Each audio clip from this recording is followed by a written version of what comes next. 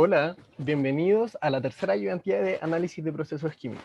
Mi nombre es Benjamín Olivares y voy a ser el tercer ayudante de la asignatura.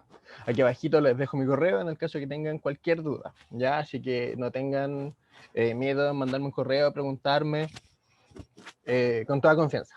Bueno, el día de hoy vamos a resolver un ejercicio de simulación de sistemas lineales y no lineales.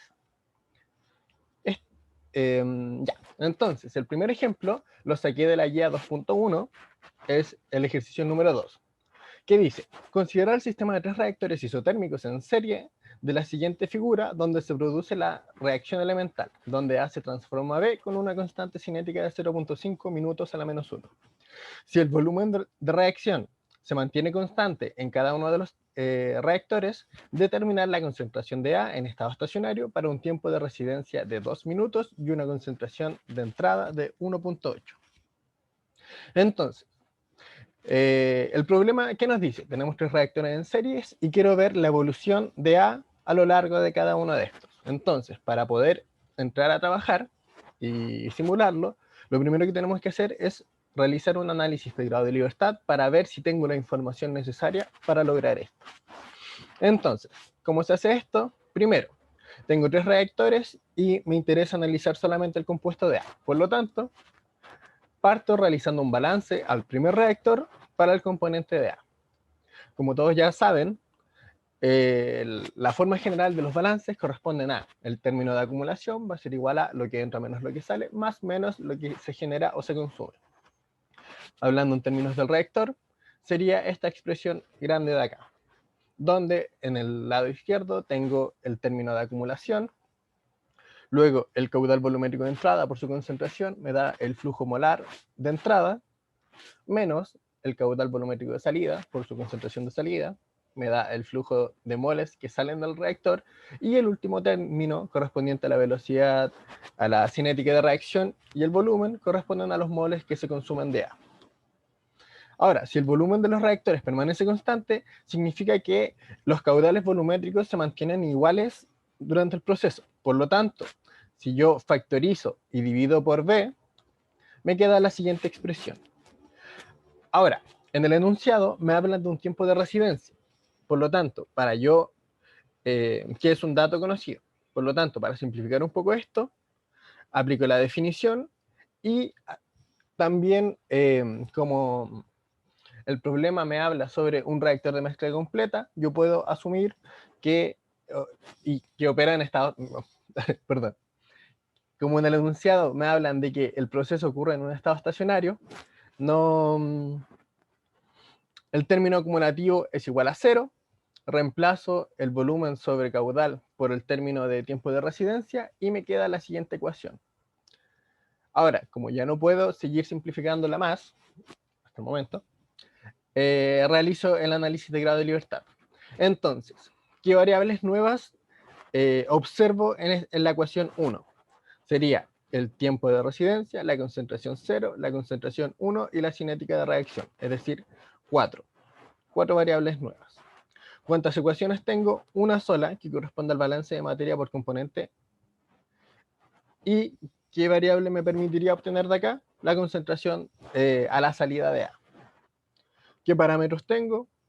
Respecto a estas variables ninguno, por lo tanto, mi grado de libertad sería 3, que sería el tau, el CA0 y el RA1. Es decir, para yo resolver este problema necesito definir esas 3 variables.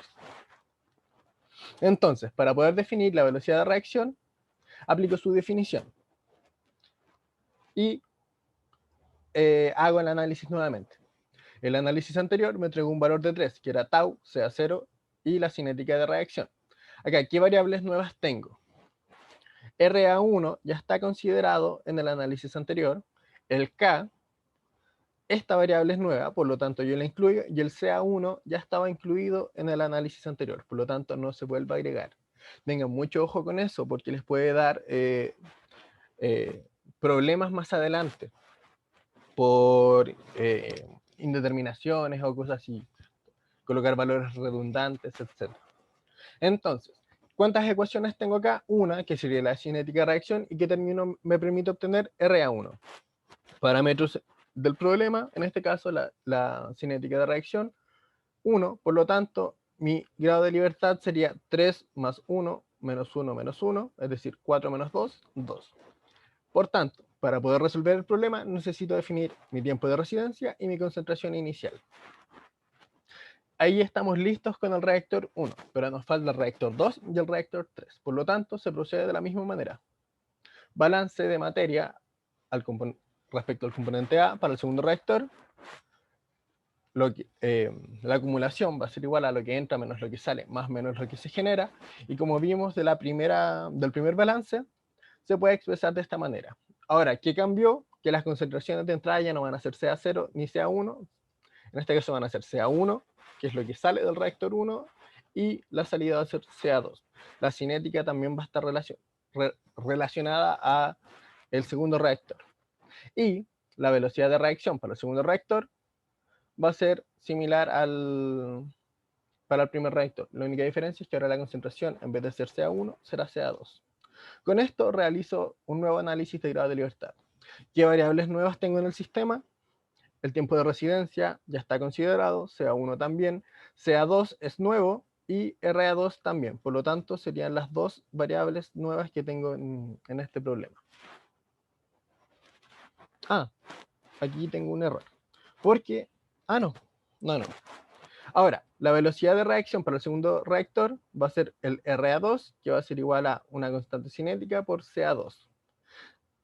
CA2 ya lo incluí en mi primera ecuación y la constante cinética la incluí para el primer reactor. Y como esta permanece constante, no es una nueva variable. Por eso no la incluyo como variable nueva. Entonces, ¿qué ecuaciones tengo? Tengo dos que corresponden al balance de materia por componente, que me permite obtener la concentración de A2 y la cinética de reacción para el reactor 2. ¿Algún parámetro nuevo? No. Por lo tanto, mi nuevo análisis, mi nuevo grado de libertad será 2 más 2 menos 2 es igual a 2.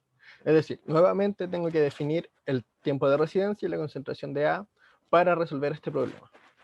Ahora seguimos con el reactor 3, que opera de la misma manera. Acá me equivoqué. En vez de ser como es el reactor 3, entra la concentración 2, sale la concentración 3 y la cinética es la 3. Ahí sí.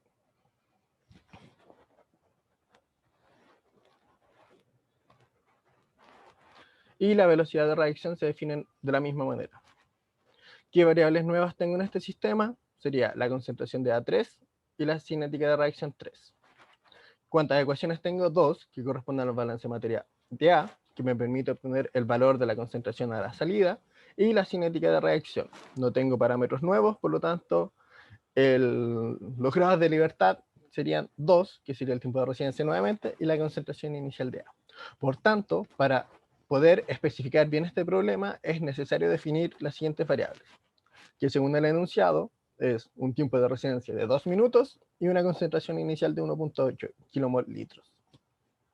Entonces, si ya sabemos que el problema está bien especificado, podemos proceder a trabajar en MATLAB. Entonces, para resolver este problema, acá como consejo, mi estrategia típica de resolución es la siguiente. 1. Definir los parámetros del problema. Son estos valores que no cambian a lo largo del ejercicio. 2. Definir las variables de decisión del problema, que son específicas para cada uno de los problemas.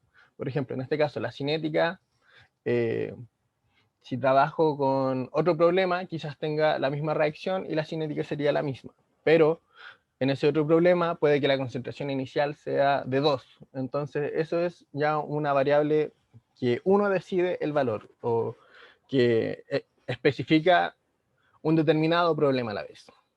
Luego, se trabaja con la creación del modelo a resolver. Acá nosotros estamos trabajando con balances de materia por componente, entonces hacia allá deberíamos apuntar. Luego, se busca la resolución de dicho modelo y por último, se presentan los resultados de manera gráfica. Pero, ¿qué es el fsolve? Bueno, el fsolve corresponde a un complemento de MATLAB, es un comando que permite resolver problemas lineales y no lineales mediante el método de Newton. toda esa resolución de iteraciones que vieron con el profe Daniel, este comando lo realiza de manera automática. Entonces es mucho más fácil de trabajar. ¿Qué características debe tener la función con la que voy a usar este comando? Bueno, como ya han visto en las ayudantías anteriores, este es un script de una función. Tiene un primer parámetro que corresponde a una variable de salida, luego va el nombre de la función y luego las variables que participan en que participarían en este modelo. Para poder utilizar el fsolve, sí o sí yo tengo que escribir mis ecuaciones igualadas a 0. Acá tengo f paréntesis 1, que va a ser la primera posición de la variable de salida, va a ser igual a 1 sobre tau por la concentración de A0 menos CA1 menos K por la concentración 1. Es decir, el F1 acá correspondería al valor del acumulativo, que debe ser 0. Lo mismo para todas las ecuaciones. Así que si tienen, por ejemplo, después alguna ecuación que está igualada a 5, tienen que pasar el 5 restando hacia el otro lado para que todo eso quede igualado a 0, y esa es la expresión que ustedes colocan acá. Ahora, ¿cuál es la sintaxis del fsolve? Normalmente, bueno, puede tener más términos de salida, pero son estos tres. El primero, el xsol, corresponde al valor de las incógnitas que yo definí que resuelven este sistema de ecuaciones. El fval corresponde a el valor que toma el término de f en el lado izquierdo, en cada uno de estos. Para que la iteración sea exitosa, este valor de fval tiene que ser lo más cercano a 0 posible. Y exit flag corresponde al estado con el que finalizó la iteración. ¿Cómo funciona esto? Que siendo las incógnitas C1, C2 y C3, yo reemplazo el valor, evalúo cuánto es fval, y si no es igual a 0, yo modifico estos valores para ir acercándome lo más posible al 0. Si la iteración se realiza con un número menor al máximo definido y la tolerancia, es decir, estos valores, ¿cómo decirlo? Cumplen con la tolerancia mínima definida por el programa, normalmente 0.001, significa que encontró un resultado sin ningún problema, y el exit flag tendrá un valor de 1. Si, por ejemplo, las iteraciones son más que el número definido, es decir, acá si tengo 3 incógnitas y el programa con 300 iteraciones no encuentra solución, entregará un valor de 0. Es decir, que no hay un problema como de escritura, pero no se ha podido encontrar resultado. Y lo mismo hay como para cuando el exit flag es -1, -2, -3. Ahí les recomiendo que entren al help para ver qué significa cada uno. Luego se coloca el comando fsolve, luego va arroba paréntesis, y acá adentro yo defino cuál es la incógnita de mi función, qué valor es el que yo quiero resolver. Luego va el nombre de la función, x, u, a, que corresponderían a todos los parámetros o términos que requiere la función para funcionar, y por último es un iterador inicial, un valor inicial con el que el programa va a ir probando los valores de C1, C2 y C3. Entonces, dicho esto, pasamos a lo que es el MATLAB. Acá lo fui dividiendo por partes para simplificar un poquito esto. De partida, como ya vieron en las otras ayudantías, siempre es útil comenzar con estos 4 comandos. ¿Qué significan estos? Clear all lo que hace es limpiar el workspace. De esa forma, cuando yo empiezo a trabajar con este código, no hay otras variables que me puedan interrumpir la simulación. CLC me limpia lo que es el command Windows, CLF me borra los gráficos realizados, y Close All los cierra.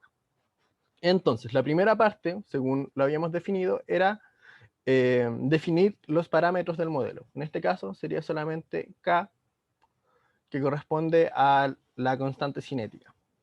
Es súper importante ir colocando las unidades de las variables, ya que esto nos permite ser mucho más ordenados y facilita la revisión. Es súper grato poder ver un trabajo, un código ordenado, y se valora mucho al momento de evaluar.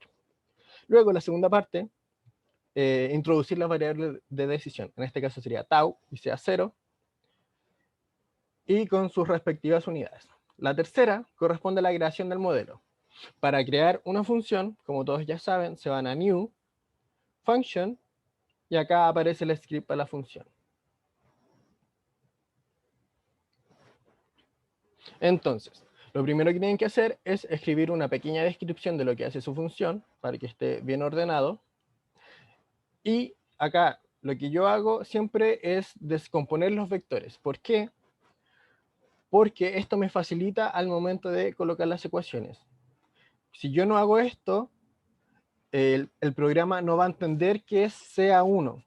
Entonces acá yo lo que tendría que hacer sería escribirlo de esta forma. Lo cual, si tengo muchas ecuaciones,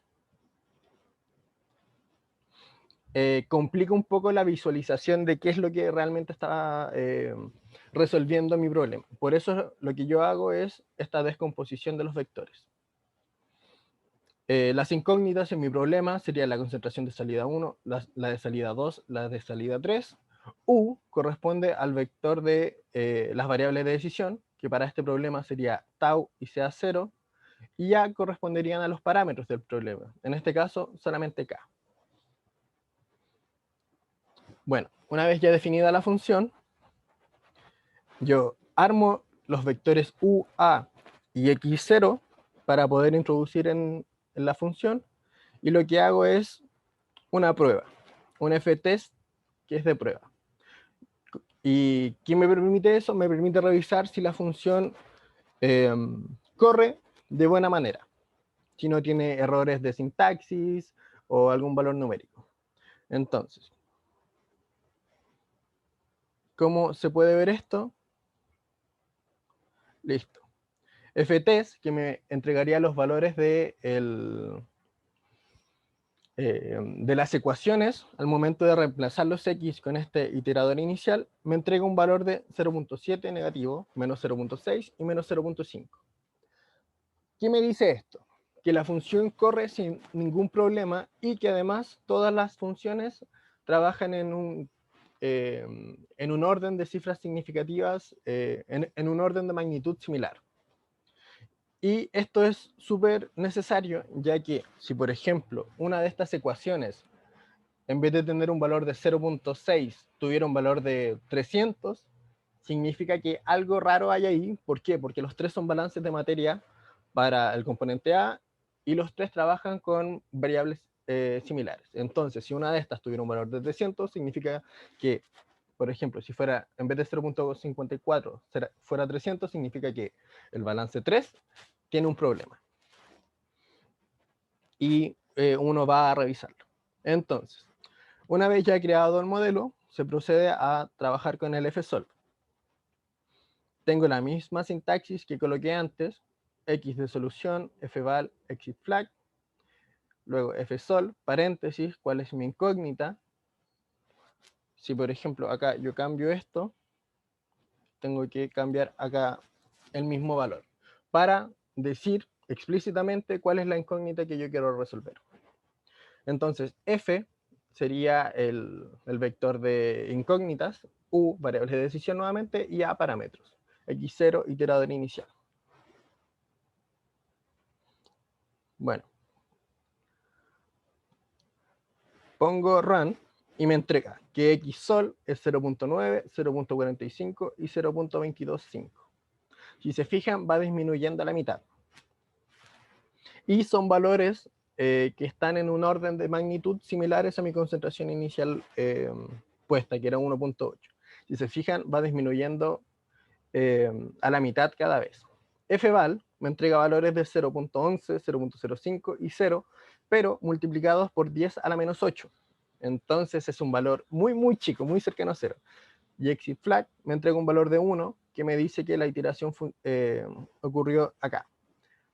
El fsol se completó porque el valor, el vector de los valores de función es cercano a 0 según lo medido, y además que el problema se muestra resuelto regularmente según los gradientes de la función. Ustedes ya vieron con el profe Daniel cuáles son como los criterios de convergencia. Y de esa forma yo puedo resolver estos balances de una manera fácil, simple y me permite, por ejemplo, si quiero trabajar con otra concentración, puedo modificar acá y funcionará de la misma manera.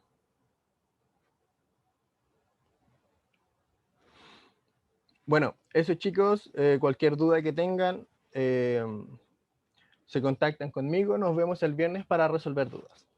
Hasta luego.